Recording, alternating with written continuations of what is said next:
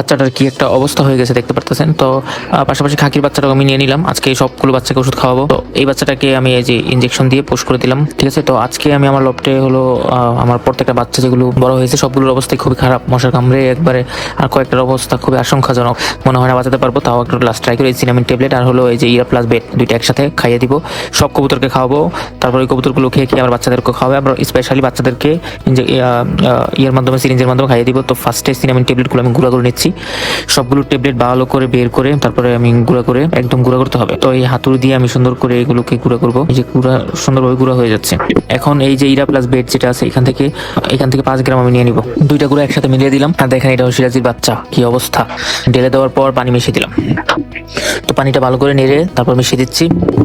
মিশিয়ে দেওয়া হয়ে গেলে রভাবে খেতে দিব কবুতরগুলিকে। তারপর এখান থেকে আবার অর্ধেক পানি ভালো করে পানির সাথে মিশিয়ে রেখে দেবো। তো এই যে এখন বেশি মাত্রার ওষুধগুলো ফার্স্টে দিলাম, দেখেন এখন কবুতরগুলো কিভাবে খাবে। তো আস্তে আস্তে সবগুলো কবুতর আসতেছে পানি খাওয়ার জন্য। তো আশা করি এখান থেকে খেয়ে খেয়ে তারপর বাচ্চাগুলোকে খাওয়াবে। এটা ছাড়াও আমি আবার স্পেশালি আবার আলাদা করে প্রত্যেকটা বাচ্চাকে সিরিঞ্জের মাধ্যমে খাইয়ে দিব পানি। তো এটা আসলে পক্সের কারণে খাওয়াবো যাতে পক্সগুলো ঠিক হয়ে যায়। আর যেগুলো আশঙ্কাজনক এগুলো আল্লাহর উপরে ভরসা, যদি হায়াত না থাকে তাহলে তো আর কিছু করার নেই। আমার চেষ্টা করে যাচ্ছি। তো এটা আমি একজন থেকে পরামর্শে খাওয়াচ্ছি পক্সের জন্য, যেগুলো পক্স হয়েছে আর কি। দেখা যাক কি রেজাল্ট পাওয়া যায়। দেখতে দেখতে সবগুলো কবুতর এক এক করে খাবার খেয়ে নিচ্ছে, মানে পানি খেয়ে নিচ্ছে।